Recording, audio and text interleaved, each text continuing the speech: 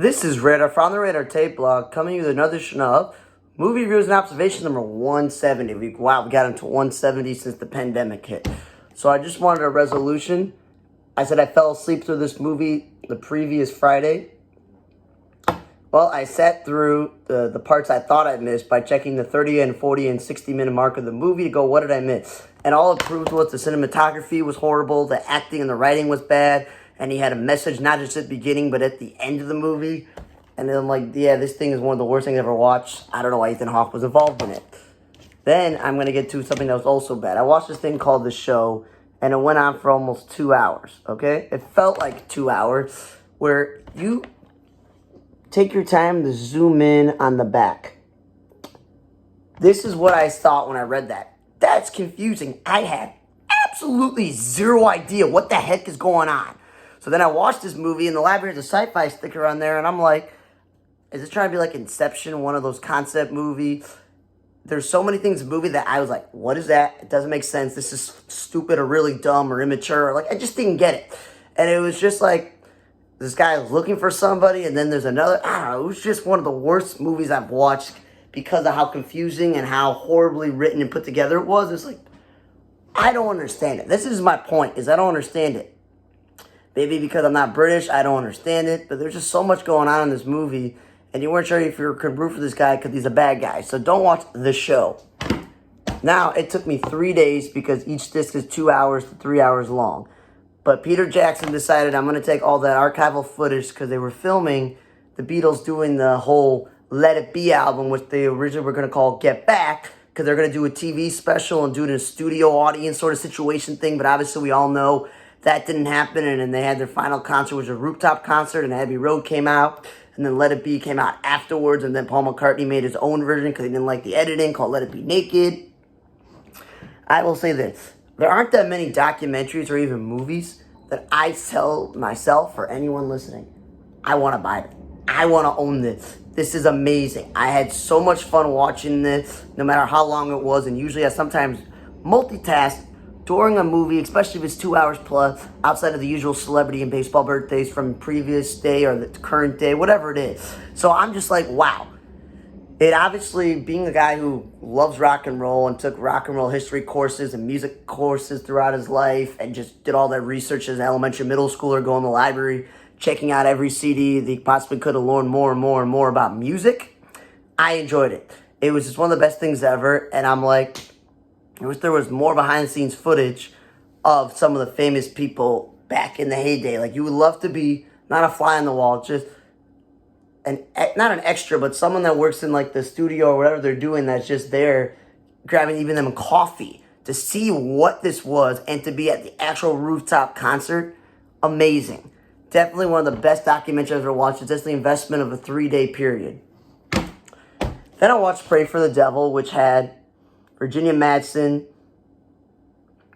and Colin Salmon as the actors I know. And I like the concept of it took place in present day, so I've seen a lot of these movies that have to do with the church and priests and nuns and all this other stuff, and it takes place such a long time ago. Taking place pretty much present day, where the Vatican has little home bases throughout the world to teach exorcism, and the men do the exorcism because that's what they only believe in, and the women are just the nurses and they help people.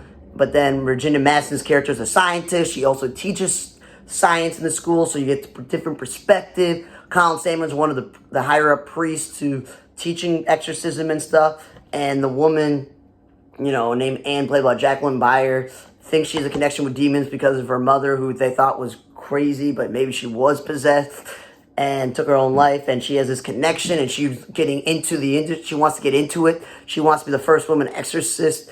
And it was actually well written and put together. And I'm surprised if I tell you 90% of the horror films I watch nowadays, they're either creepy, but not like scary creepy, just creepy and weird, or completely disgusting and filthy and gory and just, you don't want to watch it. Or it's just horribly written, and any of this stuff that's scary goes, yeah, that wasn't scary, that was just like stupid. So there was a good amount of scariness in this movie. It's in back-to-back weeks I've been lucky enough to watch 2 films that are considered horror films and actually are horror films. It kind of ends in a weird way, so I'm hoping that maybe there's a sequel.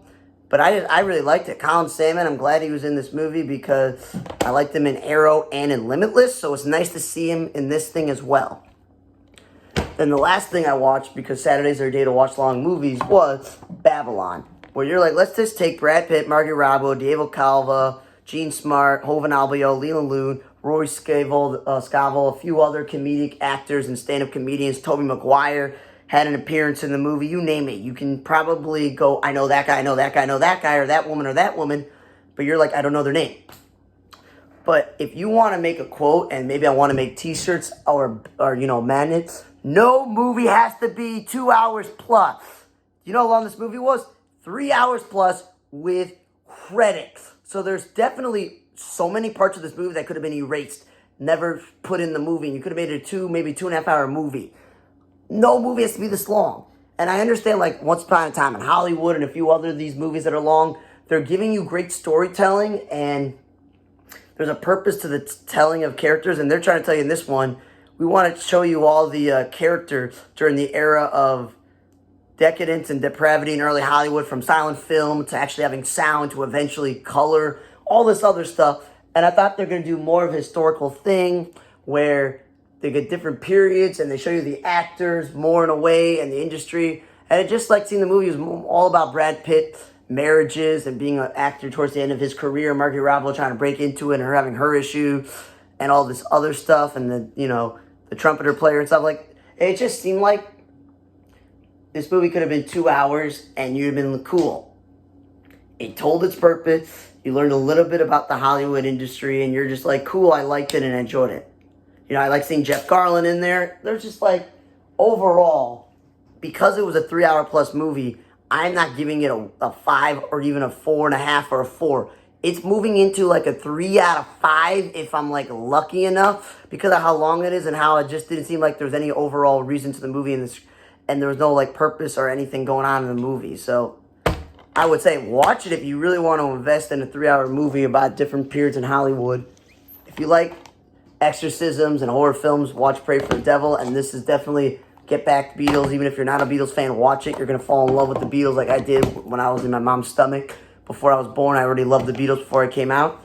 Never watched the show or Zeros and Ones. Thanks again for listening to another edition of Movie Reviews Observation number 170. For On the Radar Today blog, I'm Radar. See you guys next time. Please subscribe to YouTube to get me to 100 subscribers.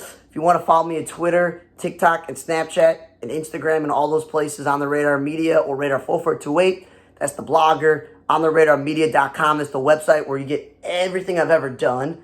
On the Radar Media is obviously the website. On the Radar Entertainment blog, which I always mention, is the Facebook page. Very close to 1,000 followers and likes. Thanks. See you guys next time.